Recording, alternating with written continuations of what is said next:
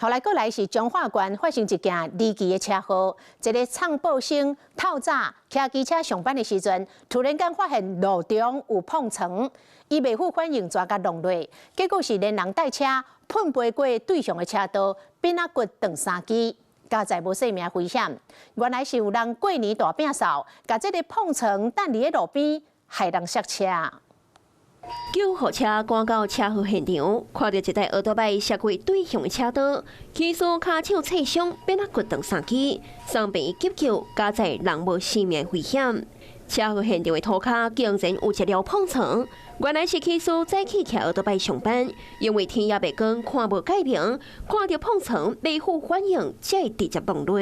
我好像记得机车很像对向吧，后来我就失去意识了。骑手讲，到早夜5点，伊拢会骑奥多麦经过这条路前往派报中心，根本想袂到车路中会有一顶碰床直接撞落。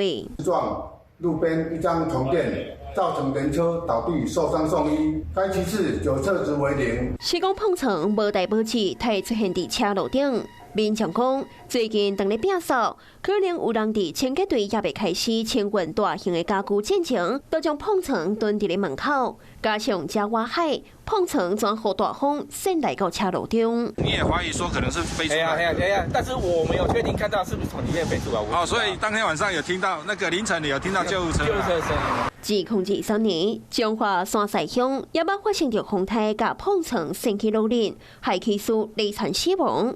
想要到这届佫发生着类似事件。